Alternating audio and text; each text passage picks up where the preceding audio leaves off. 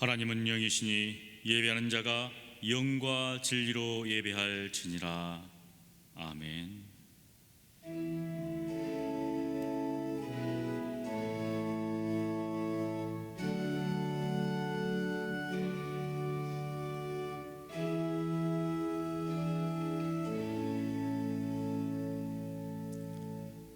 사랑하는 성도 여러분, 여호와는 마음이 상한 자에게 가까이 하시고 중심에 통한 자를 구원하신다고 하셨습니다. 지금 이 시간 성령께서 깨닫게 해주신 대로 우리 각자의 죄악과 잘못을 진실하고 간절한 마음으로 회개하는 기도를 드리겠습니다. 거룩하신 하나님 아버지, 하나님의 은혜에 감사를 드립니다.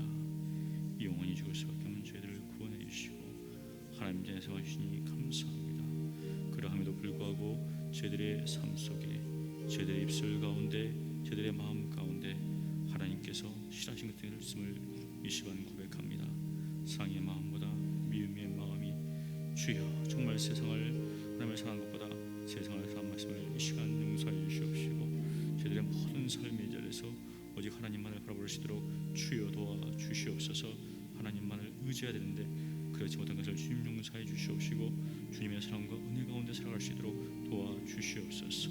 주여 용서해 주옵소서. 아버지, 내가 이르기를 내 허물을 여호와께 자복하리라 하고 주께 내 죄를 아뢰고 내 죄악을 숨기지 아니하였더니 곧 주께서 내 죄악을 사하셨나이다. 거룩하신 하나님 아버지, 이 시간 저희들의 허물과 또한 죄악을 주님 앞에 고백합니다. 주여, 저희들을 용서하여 주시옵시고 십자가의 보혈로 정결케 해 주시옵시고 하나님 앞에 흠도 없고 점도 없는 삶을 살아갈 수 있도록 성령 하나님 능력을 더하여 주시옵소서. 예수님 이름으로 기도합니다. 아멘. 전능하사 천지를 만드신 하나님 아버지를 내가 믿사오며 그 외아들 우리 주 예수 그리스도를 믿사오니 이는 성령으로 잉태하사 동정녀 마리아에게 나시고 본디오 빌라도에게 고난을 받으사 십자가에 못 박혀 죽으시고 장사한 지 사흘 만에 죽은 자 가운데서 다시 살아나시며 하늘에 오르사 전능하신 하나님 우편에 앉아 계시다가 저리로서 산 자와 죽은 자를 심판하러 오시리라. 성령을 믿사오며 거룩한 공예와 성도가 서로 교통하는 것과 죄를 사하여 주시는 것과 몸이 다시 사는 것과 영원히 사는 것을 믿사옵나이다. 아멘. 할렐루야. 새 노래로 여호와께 노래하며 성도의 모임 가운데에서 찬양할지어다.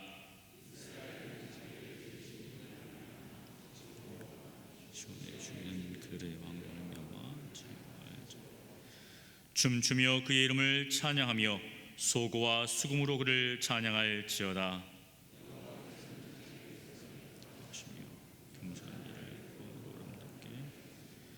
성도들은 영광 중에 즐거워하며 그들의 침상에서 기쁨으로 노래할지어다.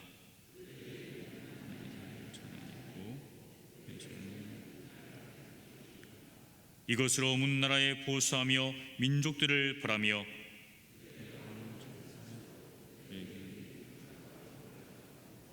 기록한 판결대로 그들에게 시행할지로다.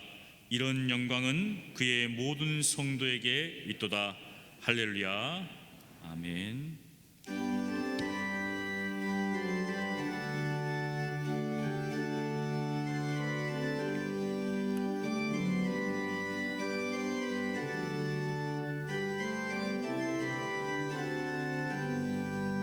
지난 이래 동안에 예수 인도했으니 주의 전에 모여서 감사 찬송합니다. 가장 복된 이날인 하늘 안식교로다. 가장 복된 이날인 하늘 안식교로다.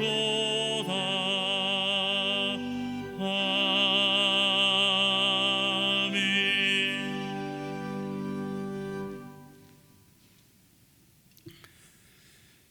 전지 전능하신 하나님 아버지, 이렇게 거룩한 주일, 수많은 위험과 아픔으로부터 우리를 보호하여 주사 하나님 앞에 나올 수 있도록 우리를 여기까지 인도하여 주시니 감사합니다.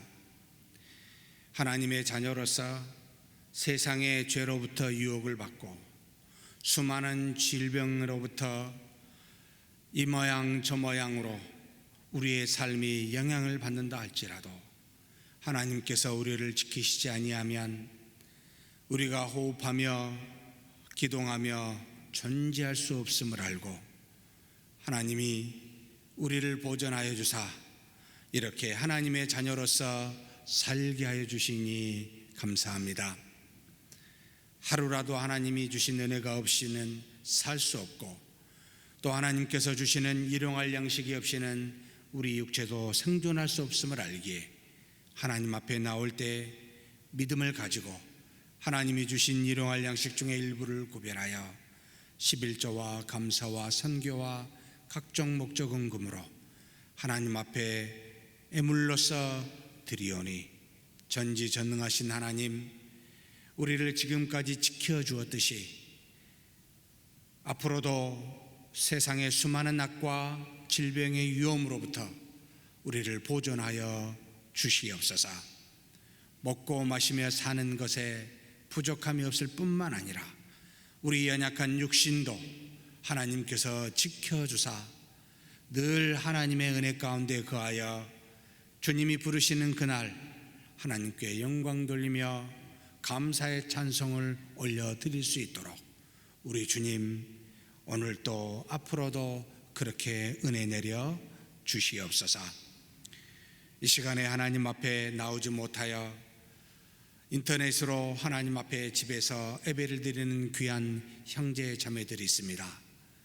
우리와 같은 동일한 은혜 허락하여 주시고 뿐만 아니라 하나님 이 땅에서 수많은 질병으로 고통받고 가족들이 고통받고 있습니다. 하나님께서 긍휼히 여기사 하루빨리 이 어려움으로부터 이겨나게 하여 주시고 하나님의 능력으로 우리가 산다는 것을 깨달아 할 수 있도록 도와 주시옵소서. 우리 주님 예수님의 이름으로 기도하옵나이다. 아멘.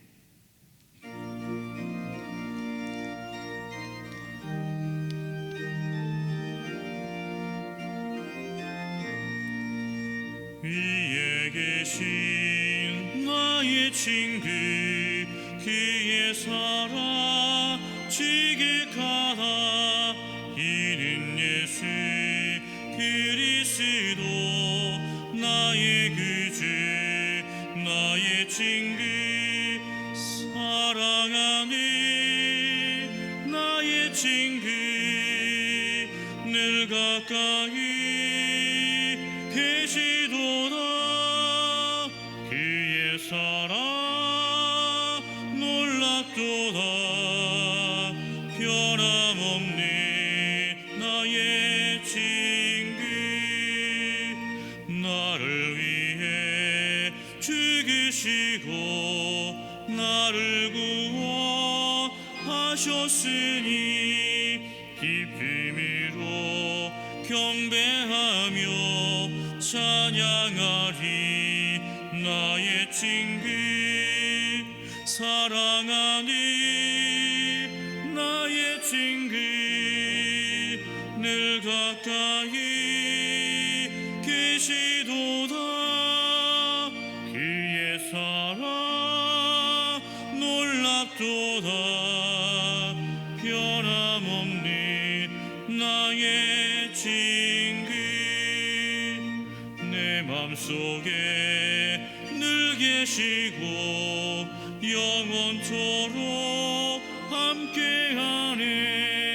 가지 되어 하나 되리 포도나무 나의 친구 사랑하는 나의 친구 늘 가까이 계시도다. 그의 사랑 놀랍도다. 변함없는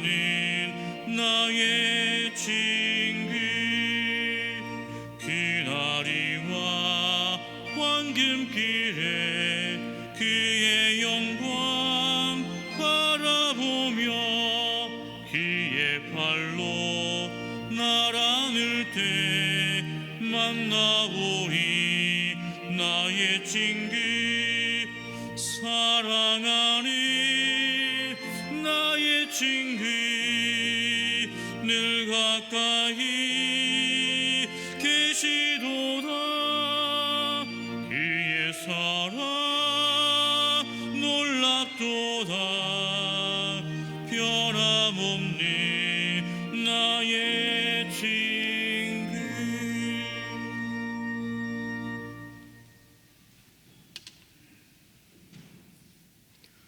전능하신 하나님 아버지, 지난 한 주간도 주님의 은혜와 사랑 안에서 우리의 필요를 채워주시고 건강한 몸으로 주님 전에 나올 수 있도록 인도하여 주시니 감사와 찬송과 영광을 드립니다.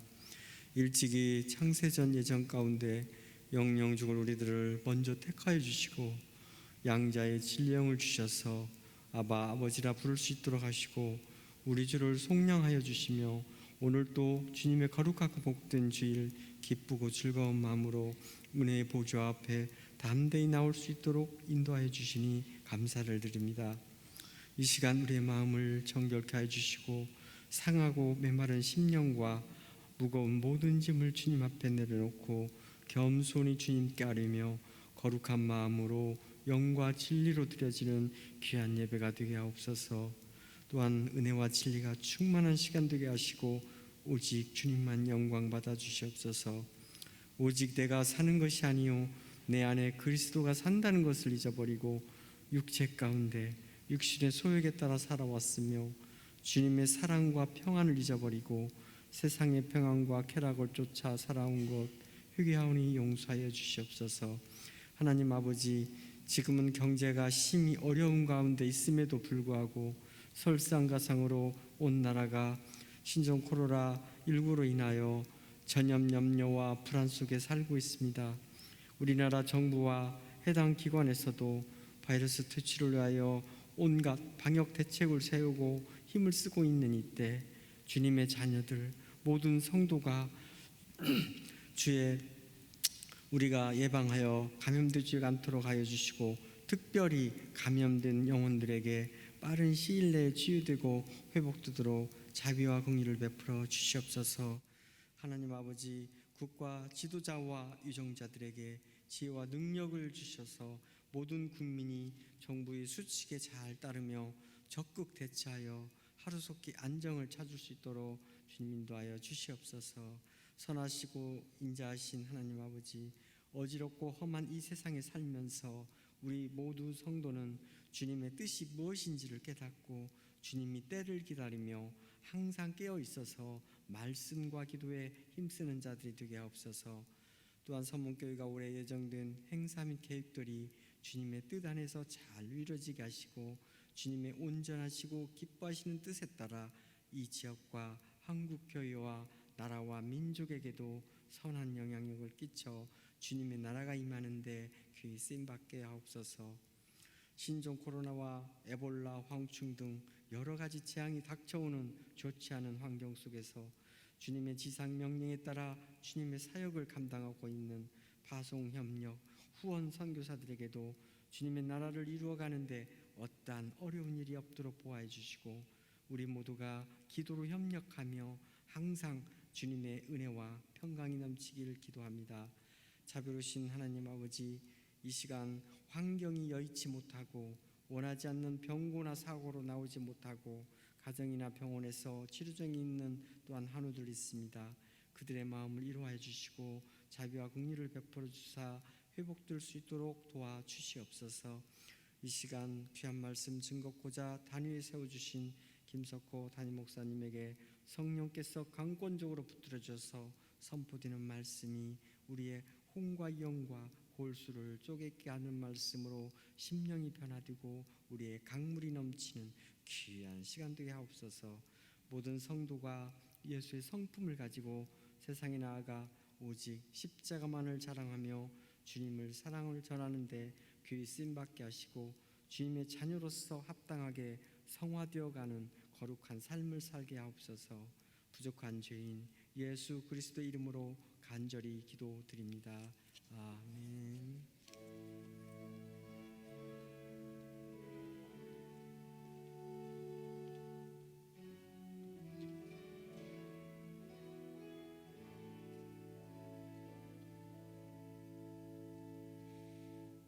성경 봉독합니다. 하나님의 말씀은 누가복음 3장 23절로 38절까지입니다.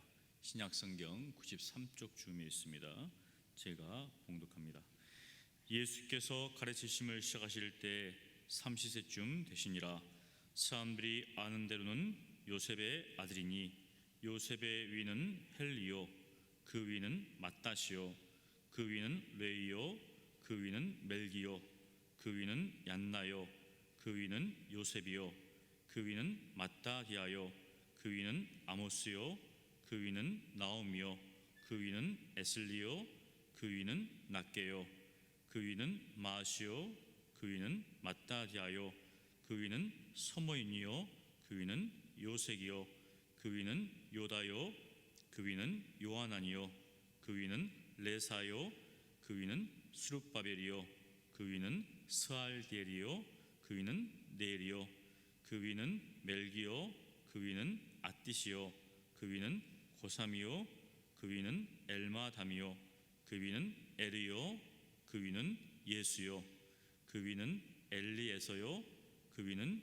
요림이요, 그 위는 맏다시요, 그 위는 레이요, 그 위는 시므온이요, 그 위는 유다요, 그 위는 요셉이요, 그 위는 요남이요, 그 위는 엘리야김이요, 그 위는 멜레아요, 그 위는 멘나요, 그 위는 맏다다요, 그 위는 나단이요, 그 위는 다윗이요, 그 위는 이세요, 그 위는 오벳이요, 그 위는 보아스요, 그 위는 살몬이요, 그 위는 나손이요, 그 위는 아미나답이요, 그 위는 아니요, 그 위는 헤스론이요, 그 위는 베레스요, 그 위는 유다요, 그 위는 야곱이요, 그 위는 이삭이요, 그 위는 아브라함이요, 그 위는 데라요, 그 위는 나홀이요, 그 위는 스룹이요, 그 위는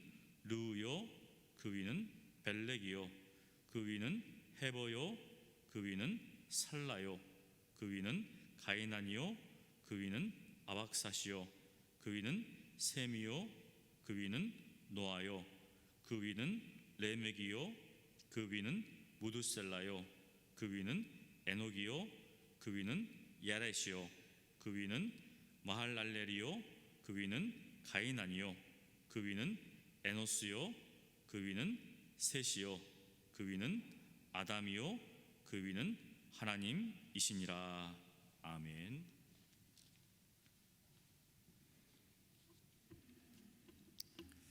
기도하겠습니다. 전능하신 하나님 아버지 감사합니다. 태초부터 하나님께서 창조하실 때 한날을 구별하여 거룩히 지키란 이 주의를 지금까지 지켜왔는데 수많은 악과 위험으로부터 참 흔들리는 것을 보게 되면서 이처럼 우리의 연약함과 우리의 부족함을 깨닫고 이 하나님께 드리는 예배도 하나님의 은혜가 없이는 불가능하다는 것을 알게 하여 주시니 감사합니다. 이 시간에 모인 우리에게 하나님이 원하시는 바가 무엇인지를 깨닫게 하시고 이 땅의 마지막 종말 때 사는 자로서 오직 주님을 믿는 믿음으로 사는 자들 되게 하여 주옵소서. 우리 속에 계신 성령의 하나님께서 우리를 붙들어 주실 뿐만 아니라 참으로 질병 속에 고통 속에 있는 수많은 사람들을 긍휼히 여겨주시며 또 이 질병을 해쳐가기 위하여 열심히 수고하는 의료진들 가운데에도 함께하여 주시고 우리에게 주신 특별한 은총과 이 땅에 내리신 수많은 일반 은총들이 함께 어울려져서 우리 하나님의 살아계심을 우리가 목도하는 귀한 역사가 곧 오도록, 곧 볼 수 있도록 주님 도와 주시옵소서. 말씀 봅니다. 은혜 주셔서 말씀이 무엇에 뜻이 있는지를 깨달아 아는 놀라운 은혜도 이 시간 우리 모두에게 허락하여 주옵소서. 우리 주님 예수님의 이름으로 기도하옵나이다. 아멘.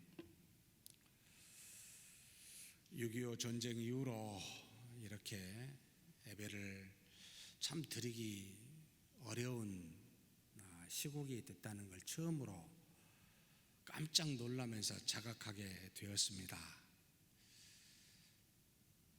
하나님 앞에 오신 여러분이나 그리고 인터넷으로 방송을 보면서 예배드리는 믿음의 형제 자매 모두에게 은혜와 평강이 충만하기를 축복하고, 우리 하나님께서 속히 이 모든 문제를 해결해 주실 것을 정말 간절히 기도하는 마음으로 오늘 예배를 함께 드립니다. 지난주 말씀은 누가복음 3장 21절에서 22절의 말씀을 가지고 예수님의 공생애를 시작하는 시점에 세례 요한으로부터 세례받은 것을 함께 나누면서 은혜를 살펴보았습니다. 죄사함의 증표인 이 세례를 전혀 받을 필요가 없으신 하나님이신 예수님께서 어찌하여 인간으로서 세례를 받으셨을까?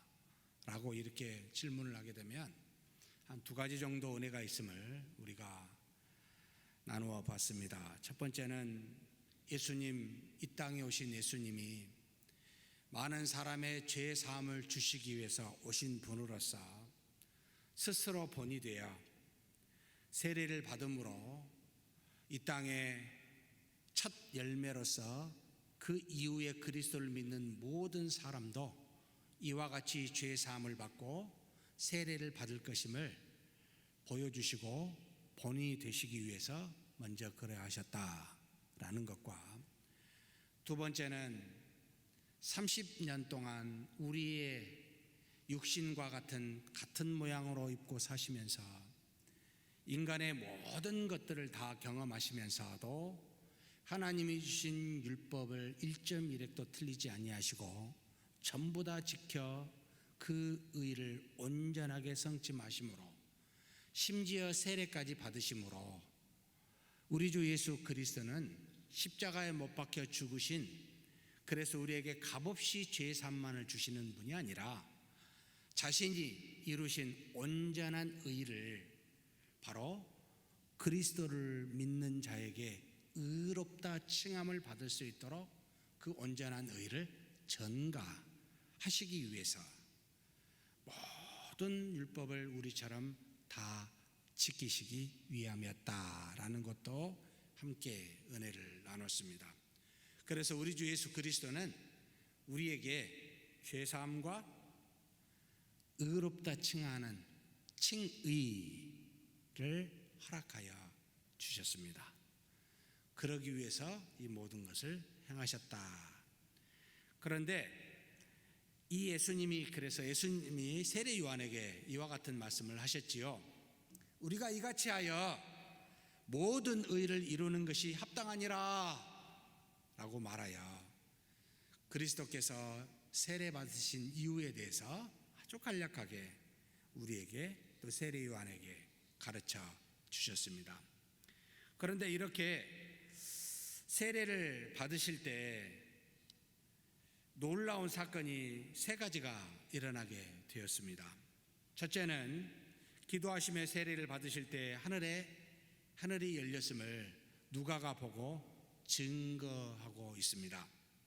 죄악이 세상에 가득하고 우리 인간의 생각이 그리고 계획이 악할 뿐임을 아시고 하나님의 영이 세상을 떠나 하늘이 닫히는 일이 창세기 6장에 기록하였는데, 그래서 하나님과의 이제는 인류가 그 교통이 단절되었음을 우리에게 말씀해 주셨는데, 이제는 다시 삼위일체 하나님께서 하늘을 여시고 예수 그리스도를 통해 우리 인간과 더불어 교통하시겠다는 그와 같은 의지의 표현이 하늘이 열렸다라는 그런 의미를 내포하고 있습니다.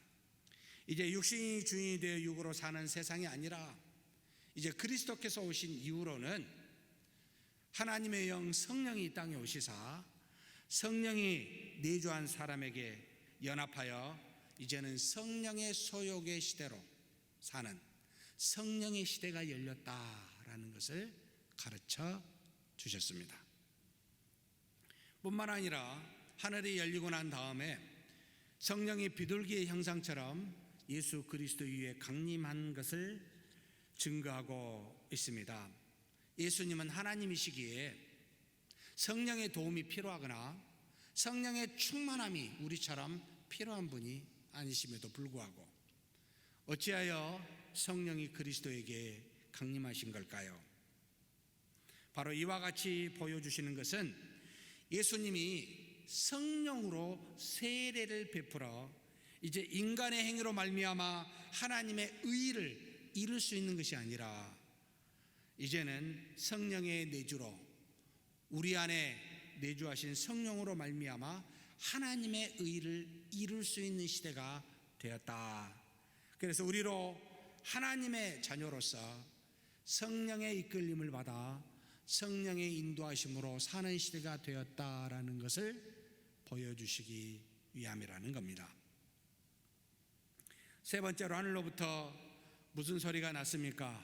너는 내 사랑하는 아들이요 내가 기뻐하노라 라고 하는 음성이 들리는 사건이 일어나게 됩니다.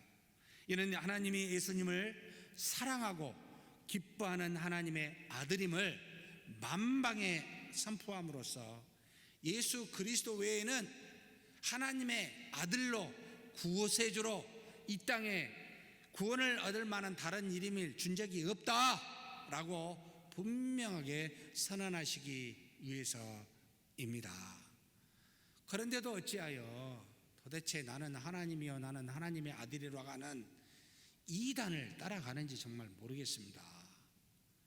예수 그리스도 외에는 2000년 전에 오신 분 외에는 그 뒤로 아무도 그와 같은 이가 없으십니다.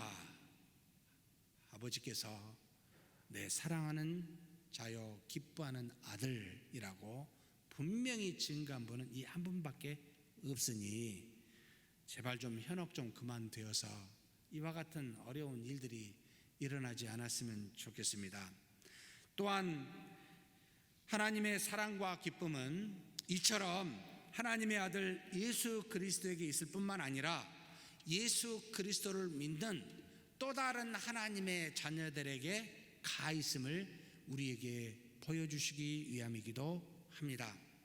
우리의 과거나 지금의 형편과 환경이 중요한 것이 아니라 우리 자신 자체 하나님의 자녀라고 하는 하나님이 사랑하시고 기뻐하시는 하나님의 자녀라는 사실이 가장 중요한 것임을 증거하고 있기도 합니다. 사랑하는 성도 여러분, 세상에 수많은 죄악과 질병의 위험이 있다 할지라도 만물을 주관하시는 하나님께서 우리 자신이 가지고 있는 그대로를 사랑하시고 기뻐하신다는 것을 기억하시고 두려워하지도 마시고 흔들리지도 마시고 항상 담대히 그렇게 믿음으로 사는 하나님의 자녀가 되시길 주의 이름으로 축복합니다. 오늘의 말씀은 참 성경을 읽는 중에 가장 잘 읽혀지지 않는 부분, 몇 줄 읽다가 이름이 나오니까 이름이 끝난 대로 넘어가서 다음번으로 읽는 참 너무나도 간과하기 쉬운 말씀을 일부러 꺼내서 우리 성도님들과 그래도 꼭 한 번은 읽어야 되지 않겠는가 라고 생각해서 본문을 다 그렇게 잡았습니다. 오늘 본문을 통해서 몇 가지 은혜를 나누고자 합니다. 예수님의 족보에 대해서 기록한 복음서는 마태복음과 누가복음 두 복음서밖에 없습니다. 마태복음은 예수님의 부모 중에 요셉, 아버지 요셉의 계보를 따라 위 아브라함부터 시작해서 밑으로 요셉에 이르기까지 40세대를 쭉 기록하여 증거한 것이 바로 마태복음에 나와 있고요. 그리고 누가복음은 요셉이 아니라 어머니 마리아의 계보입니다. 이 마리아의 계보를 통해 위로부터 마태복음처럼 한 게 아니고 밑으로부터, 바로 마리아로부터 출발해서 쭉 올라가서 아브라함에 그치는 것이 아니라 더 올라가지고 아담에 이르기까지, 심지어 하나님까지 해서 총 인간으로 예수님을 빼고 75세대를 기록한 말씀이 지금 우리가 읽은 누가복음의 말씀입니다. 왜 누가는 마태와는 다르게 이렇게 마리아의 계보를 따라 밑으로부터 출발하여 위로 올라가는 예수님의 계보를 썼을까요? 어떤 관점을 가지고 있을까요? 함께 이 부분을 세 가지 정도로 나누어서 은혜를 나누고자 합니다. 먼저 누가는 비록 예수님이 구약 선지자의 예언에 따라 유다 지파에서 태어나신 분이시지만 그는 요셉의 계보가 아닌 마리아의 계보를 통해 오신 분으로서 유대인만을 위한 구세주가 아니라 만인을 위한 구세주이심을 마리아를 통해 심지어 아담까지 가면서 인류 전체의 하나님의 택하신 자들을 위한, 유대인만이 아닌 인류 전체의 구세주이심을 드러내고 싶었던 겁니다. 이는 예수님이 요셉과 마리아에 의해 잉태된 자가 아니라 우리 사람처럼 두 사람에 의해서 태어난 것이 아니라 창세기 3장 15절의 말씀처럼 오직 여자의 후손으로 성령으로 잉태되어 이 땅에 오신 분이심을 나타내시고자 했습니다. 창세기 3장 15절 말씀을 제가 봉독해 올리면, 내가 너로 여자와 원수가 되게 하고 내 후손도 여자의 후손과 원수가 되게 하리니 여자의 후손은 내 머리를 상하게 할 것이요 너는 그의 발꿈치를 상하게 할 것이니라 하시고, 놀랍게도 원시 복음이다, 최초의 복음이다 라고 말하는 이 창세기 3장 15절의 말씀은 남자의 후손이라 안 하고요 여자의 후손이라 했고, 후손도 원래 원어로는 씨앗인데 복수로 쓰지 않고 단수로 써서 예수 그리스도를 지칭하여 미리 예언하신 말씀입니다. 비록 예수님이 유대인 중에 유다 지파의 한 사람으로 태어나셨지만 그렇다고 유대인에게 속하여 유대인을 위한 구원주가 아니라 예수님의 족보를 인류의 조상인 아담에게까지 기록함으로 예수님은 인류의 구세주이심을 드러내려 했습니다. 그래서 누가는 의도적으로 요셉의 피가 섞여 있지 않는 그런 분으로서 마리아의 몸을 통해 성령으로 잉태된 분으로 이 땅에 오사, 그래서 이 마리아의 족보를 따라 아담에게까지 75세대를 기록한 겁니다. 요셉은 다윗이 밧세바에게서 난 네 번째 아들, 너무나 우리가 잘 알죠, 솔로몬의 후예입니다. 그러나 마리아는 밧세바에게서 난 바로 솔로몬의 바로 위의 형 셋째인데 바로 나단의 후예입니다. 그래서 요셉이나 마리아가 쭉 계보를 따라 올라가면 결국 다윗에게서 만나게 되고, 이 베들레헴은 예수님이 태어난 동네로서 결국 마리아와 요셉의 고향이 되었고, 그리고 결국 예수님의 그 구약의 예언처럼 고향이 되었습니다. 마태는 예수님이 유대인으로서 유다 지파의 다윗의 혈통으로 오시는 구약의 예언된 메시아임을 강조하고 싶었습니다. 그냥 어느 날 하루아침에 오신 분이 아니라 구약의 수많은 선지자들 통해, 유대의 바로 선지자를 통해 그 말씀을 성취하여 이 땅에 오신 분이십니다 라는 것을 드러내고 싶었고, 누가는 예수님이 여자의 후손으로서 성령으로 말미암아 잉태되어 전 인류를 구원하시게 오신 그런 메시아임을 드러내고 싶어서 그렇게 증거했다 이 말입니다. 성경의 저자인 성령께서는 이처럼 복음서를 다양한 각도로 우리로 하여금 보게 하여 예수 그리스도가 어떤 분이신지를 온전하게 알 수 있도록 그렇게 수많은 저자들을 사용하셨다. 수많은 저자들의 관점도 사용하셨다라고 이해하시면 그래 성경은 두루 읽어야 되는구나, 복음서도 다 보아야 되는구나, 그럴수록 그리스도는 더욱더 선명해지는구나 라는 것을 우리로 하여금 깨우치게 합니다.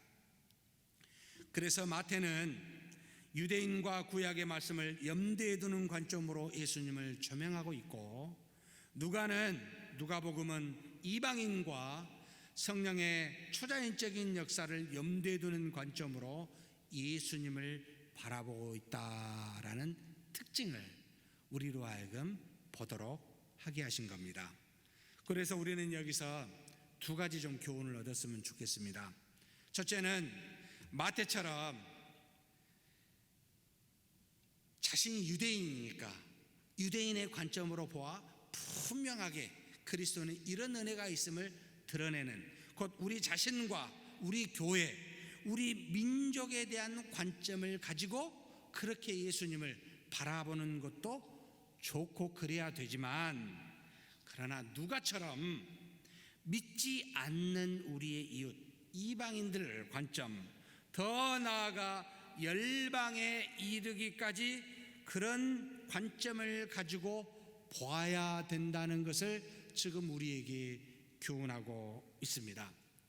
사랑하는 성도 여러분, 내 자신이 피해받는 것만 생각하거나 내 자신만 괜찮으면 돼 라고 생각하는 이기적인 관점에서 벗어나 우리 주변에 믿지 않는 이웃이나 다른 민족과 나라까지 생각할 수 있는 누가의 관점을 가질 수 있는 저와 여러분이 되었으면 좋겠습니다.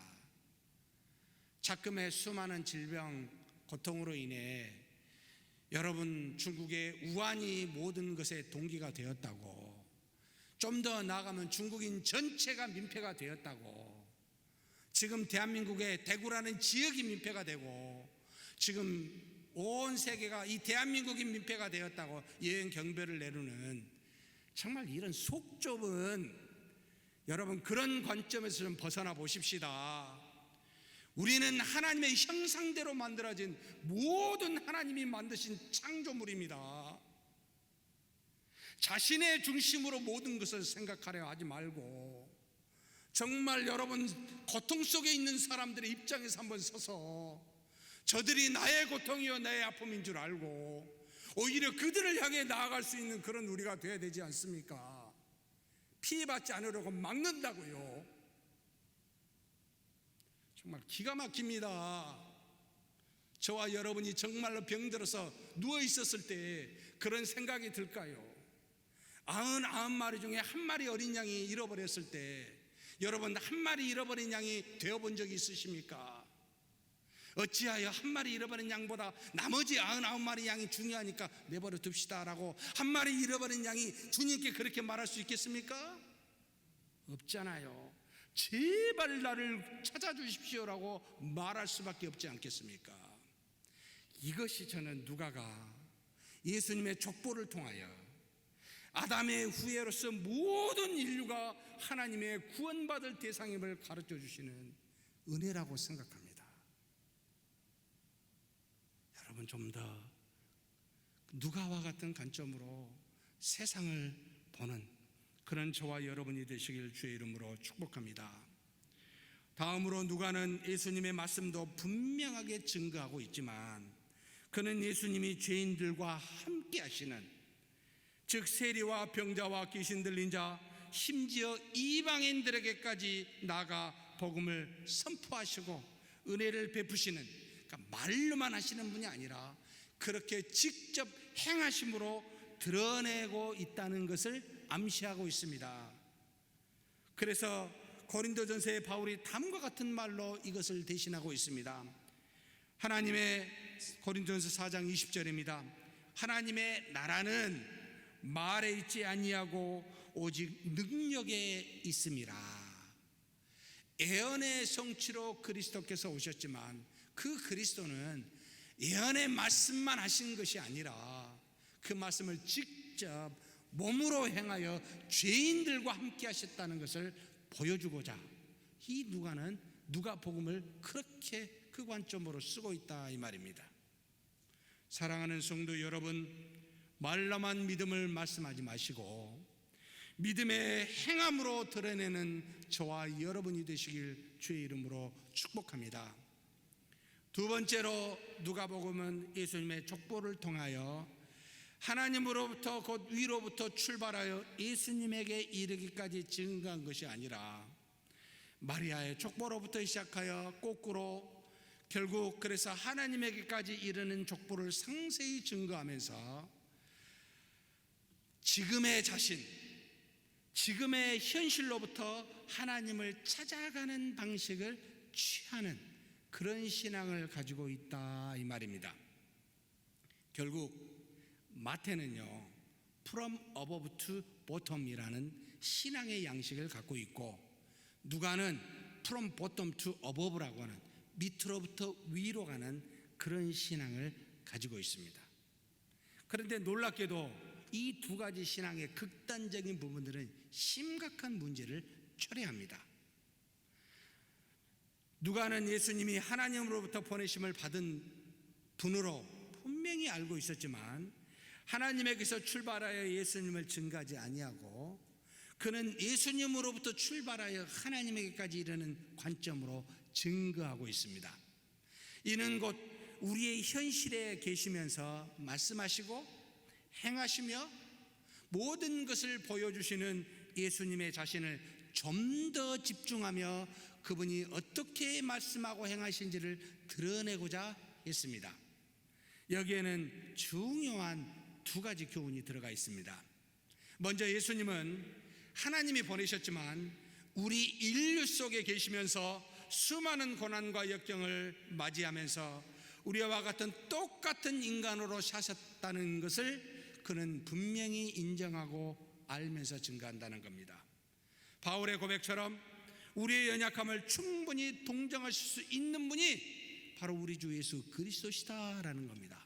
히브리서 4장 15절에 우리에게 있는 대제사장은 우리의 연약함을 동정하지 못하실 리가 아니요 모든 일에 우리와 똑같이 시험을 받으신 이로되 죄는 없으시니라.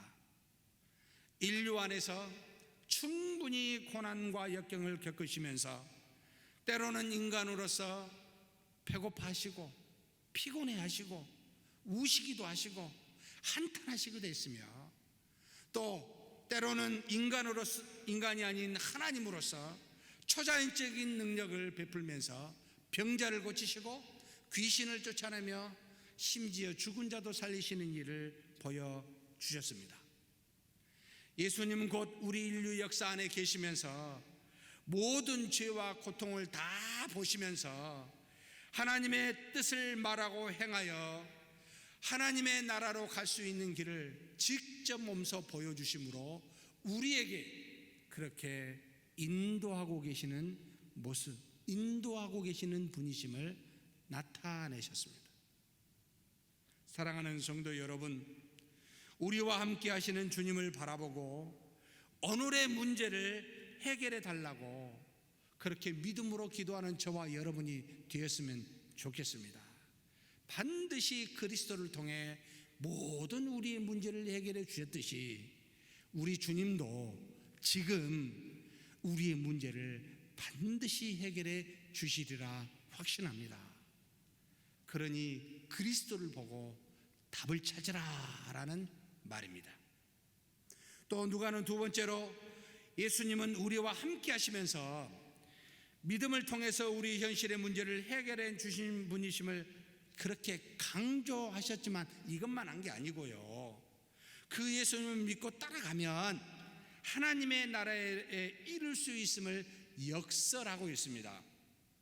마태나 마가, 요한, 바울과 베드로처럼 모든 출발점을 하나님으로부터 해서 예수 그리스도를 증거하는 그와 같은 방식을 추구한 반면에 지금 여기 누가나 성경의 저자 중에 야고보는 지금의 문제로부터 출발하여 하나님께로 도달하는 방식을 취합니다. 즉 무슨 뜻이냐면 이런 신앙을 갖지 말라는 거예요. 너희가 현실을 부정하면서 유토피아적, 초현실적 그와 같은 하나님의 나라만을 생각하고 그런 신앙을 갖지 말라는 겁니다. 그래서 현실의 모든 문제를 부정하고 하나님만 믿으면 되고 하나님 나라만 가면 돼 라고 하여 현실 자체를 부정하는 그런 어리석은 태도도 취하지 말고, 이것은 반대로요, 거꾸로도 있습니다. 현실의 문제가 최고야. 무슨 하나님의 나라, 하나님 보이지도 아니하고 먼 미래에 있는데 지금 나와 무슨 상관이 있어? 라고 말하면서 현실주의적 신앙만을 추구하는 것도 문제다라는 뜻입니다. 그래서 우리는 위로부터 출발하여 밑으로 내려오는 신앙만을 갖고 추구하는 사람을 근본주의자라고 말하며, 밑으로부터 문제로부터 출발하여 하나님께 나아가는 사람을 자유주의자라고 부릅니다. 이 양극단을 제거하라는 겁니다. 그러면 어떻게 하는 것이 가장 바른 신앙이겠습니까? 여러분, 이것도 예수님에게 답이 있습니다. 예수님은 제2위 하나님으로서 이 땅에 인간의 몸을 입고 오셨습니다. 그래서 인간의 몸을 입으신 예수님은 부활하시고 승천하셔 하나님의 나라로 가셨습니다. 결국 무슨 뜻입니까? 위로부터 출발하여 밑으로 오시고 밑으로부터 다시 출발하여 위로 가십시오. 위로부터 출발하여 밑에만 거하시면 안 되고 밑에서부터 출발하여 위로만 가셔도 안 됩니다 라는 뜻이에요. 굉장히 신앙에 중요한 겁니다. 이 말은 곧 어거스틴에게서 나타나는데, 믿음을 여러분 위로부터 오신 예수 그리스도는 믿어야 돼요. 밑에 계신 예수님으로부터 위로 가려면 이성이 작용을 해야 돼요. 믿음을 앞세우고 이성을 뒤세우십시오 라는 뜻입니다. 이성을 앞세우고 믿음을 뒤세우면 우스운꼴이 됩니다. 그래서 우리는 하나님이 주신 믿음과 이성을 둘 다를 활용을 하되, 여러분 믿음을 앞세우시고 이성을 뒤세우십시오. 작금의 코로나의 문제도 마찬가지입니다. 믿음만 가지고 이성은 필요 없습니다 라고 해도 안 되고, 믿음은 필요 없어요, 인간의 이성 갖고 해야 돼요 라고 하는 것도 지나보십시오. 되나? 한계입니다. 수없이 믿음의 양식을 성경을 통해서도 보여주고 있을 뿐만 아니라 기독교 역사를 통해서도 가르쳐 주니 믿음을 앞세우시고 이성을 뒤세우는 그런 저와 여러분이 되시길 주의 이름으로 축복합니다. 그래서 예수님이 유대인들에게 마가복음 7장 11절에 다음과 같이 증거하십니다.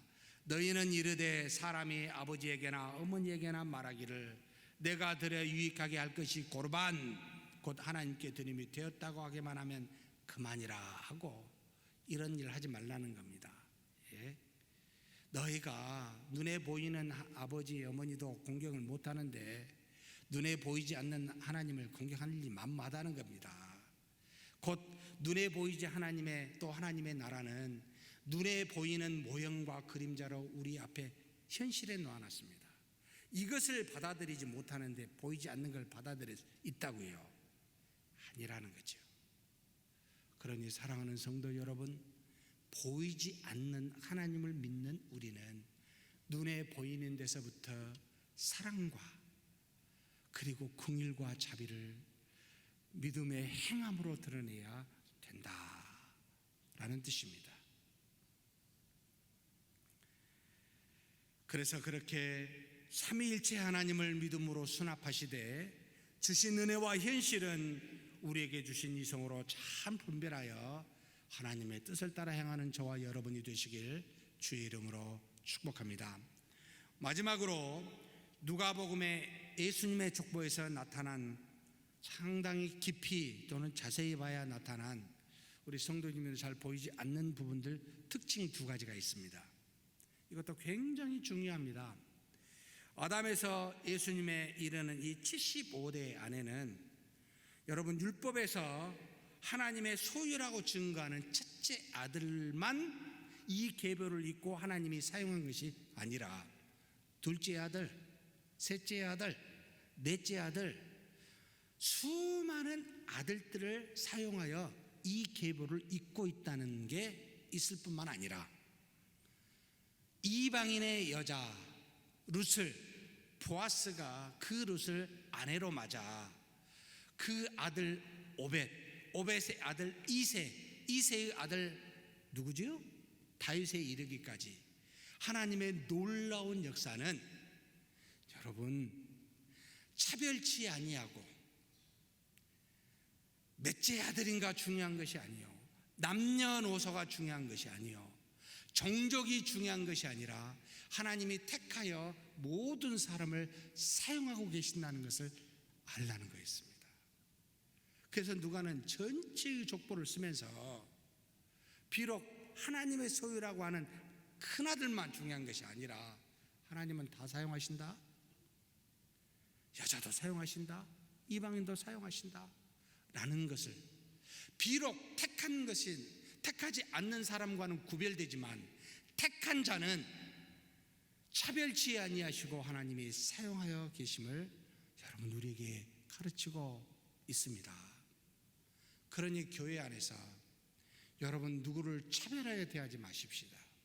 그런데 이 차별하여 대하지 않는다고 한 가지 착각한 게 있어요. 죄도 차별하지 않는다고는 아니에요. 죄는 작은 모양이라도 버릴 만큼 구별하여 차별하여 여러분 버리라고 말합니다. 아무리 큰 죄인은 여러분 차별치 아니하고 받아들이지만 아무리 의인이랄지라도 작은 죄는 분명하게 알고 구별하라고 가르치고 있습니다. 이것이 바로 성경의 가르침입니다.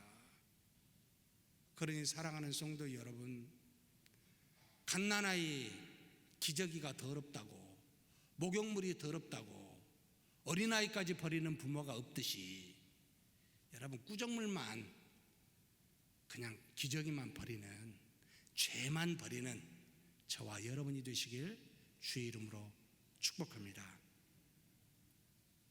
그런데 이것만 있는 건 아니었습니다. 한 가지가 더 있었습니다.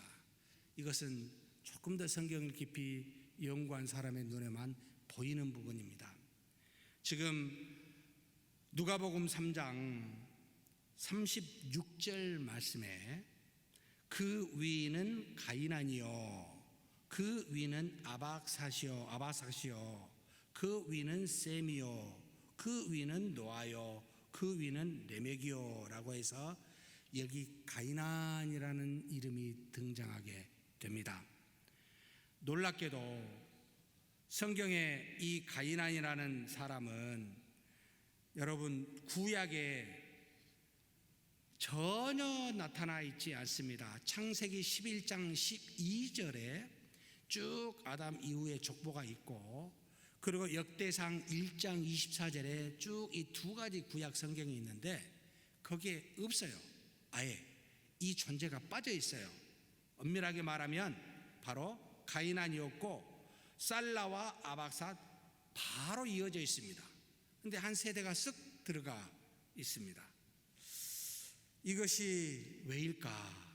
사랑하는 성도 여러분, 하나님은요 놀랍게도 우리 인간의 오류와 실수와 죄도 사용하신다라는 은혜가 이 안에 들어 있습니다. 누가복음의 필사본이라고 하는 원본은 없어요. 필사본이라고 하는 수많은 사본을 다시 정경으로 원본을 찾아 다시 알아보고자 하는 정경화 시대 때 누군가 이 필사본을 채택하는 사람 중에 이 가이난을 잘못 실수하여 집어연 것으로 이해하고 있습니다. 왜냐하면 초기 누가복음을 번역했었던, 필사했었던 몇 가지 사본들이 있습니다. 시리아 사본, 사마리아 사본, 그 다음에 다른 사본들이 있는데요. 라틴어로 만들어진 벌게이트 사본도 있는데요. 이런 사본에는 초기 70인역의 초기 사본에는 이 가이난이 빠져 있어요. 근데 후기 사본에는 이게 들어가 있어서 이것이 지금 우리의 성경으로 채택이 되어 있습니다. 아이고, 제가 이런 말은 우리 성도님들한테 웬만하면 안 하는데 성경도 틀린 데가 있네요 라고 엄청나게 놀라실까봐 제가 웬만하면 이런 말씀은 안 되는데, 저는 이걸 이렇게 이해합니다. 하나님이 인간의 오류도, 이 필사본을 쓰는 오류도, 그러니까 원본이 아닌 사본을 쓰는 사람들의 오류도 사용하셨구나. 이건요 다른 데도 나타납니다. 한글 성경도 기가 막히게 틀린 게 많은데요. 일단 한번 여러분 여기 75세대 이름을 구약에 증거한 이름과 한번 비교해 보십시오. 이름이 비슷한 게 있는데 틀린 게 되게 많은데 완전히 이름이 틀린 것도 있습니다. 바로 3장 33절입니다. 그 위는 아미나답이요 그 위는 아니요. 아니요가 아니고 이름이 아니라는 뜻인데, 여러분 이것은 헬라어로 아람이라고 써 있고 영어로도 아람이라고 써 있는데, 누군가 한글 번역을 쓸 때 아람이라 하지 않냐고 아니로 잘못 번역을 해놔서 지금 믿고 있습니다. 그래서 인명, 지명은 오류가 있을 수 있음을 알고 하나님은 이것도 사용하신다, 그렇게 이해하셨으면 좋겠습니다. 하나님께서는 이렇게 진리인 하나님의 말씀을 베껴 쓰고 번역하는데 우리 인간은 참 오류가 많다. 완전하신 하나님, 완벽한 진리를 받아들이는 우리는 참으로 아무리 애를 써도 이 성경을 기입하는 중요한 그와 같은 일에도 오류를 범할 수밖에 없는 너무나도 연약한 존재임을 알아라 라고 하는 가르침을 저는 받아야 되겠다. 항상 우리는 오류와 범죄할 수 있는 존재임을 알아야 되고 항상 엎드릴 수밖에 없다는 것을 알라는 말입니다. 사랑하는 성도 여러분, 우리 하나님은 긍휼이 많으시고 은혜가 많으십니다. 그런데 하나님 앞에서는 우리는 오류가 많고 참 죄가 많습니다. 그래서 하나님 앞에 항상 엎드려 겸손하게 나아가는 저와 여러분이 되었으면 좋겠습니다. 인간의 죄와 오류로 말미암아 이 코로나와 같은 엄청난 질병으로 우리가 지금 위험에 처해 있지만, 그러나 인류의 역사를 자신의 뜻대로 주관하시며 합력하여 선을 이루시는 그와 같은 하나님을 믿고 경외하는 저와 여러분이 되었으면 좋겠습니다. 이 이야기가요 우리만 겪은 게 아니에요.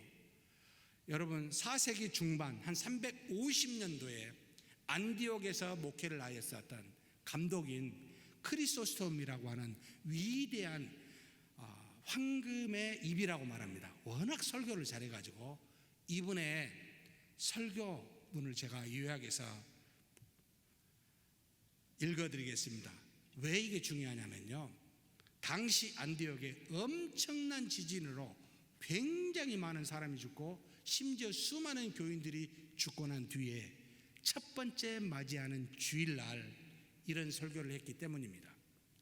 어떻게 설교했는지를 듣고 하나님의 은혜가 되었으면 좋겠습니다.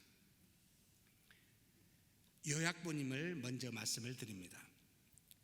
하나님의 권능은 세상을 뒤흔드실 때에 나타나고, 하나님의 사랑은 흔들리는 세상을 다시 붙드실 때에 나타난다. 지진은 하나님의 권능을 드러내고, 지진의 멈춤은 그분의 사랑을 드러낸다. 우리를 뒤흔드신 이유는 멸하실 생각이 없으시기 때문이다.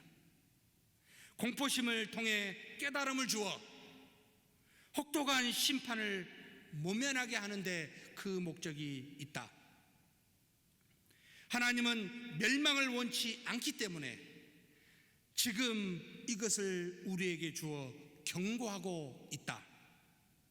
하나님은 일순간에 개개인의 생각과 의지를 간단히 꺾으실 수 있고 심령의 토대를 온통 뒤흔드실 수 있다. 죄와 고통으로 인해 우울하고 낙심이 된다면 이는 곧 구원의 시작이다. 구원을 가져다 주는 것은 물론 낙심이 아니라 주님의 은혜이다. 바로 이렇게 우울하고 낙심을 통해 하나님께 나아가는 구원이 시작되기 때문이다. 우리가 비통해하고 우울해하는 것을 하나님이 보았으니 그가 우리를 고쳐주시리라. 그래서 죄로 인한 슬픔은 참으로 위대하지 않은가? 그러므로 지진이 두려운 것이 아니라 하나님이 우리를 향해 분노하셨다는 사실이 두렵도다. 형벌을 두려워하지 말고 형벌의 원인인 죄를 두려워해라. 이렇게 설교했습니다. 사랑하는 성도 여러분, 지금의 이 시기에 정말 크리소스톰의 설교처럼 우리 자신의 죄를 돌아보고 두려워하여 우리의 오류와 죄까지도 긍휼히 여기사 사용하여 사랑하시는 그 하나님 앞에 믿음으로 엎드리는 저와 여러분이 되시길 주의 이름으로 간절히 축복합니다. 전능하신 하나님 아버지 감사합니다. 이 땅에 하나님의 말씀에 순종하면 복이 있고 죄를 지으면 화가 있어 살아계신 하나님이 누구신지를 우리로 깨닫게 하여 주시니 감사합니다. 오류도 많고 실수도 많고 죄도 많은 우리이지만 우리를 택하여 사랑하시는 하나님 앞에 우리를 멸하지 않기 위하여 이렇게 고난과 역경을 주시는 하나님 앞에 우리가 하나님을 두려워 경외하며 믿음으로 엎드려 기도하는 우리 모두가 되게 하여 주시옵소서.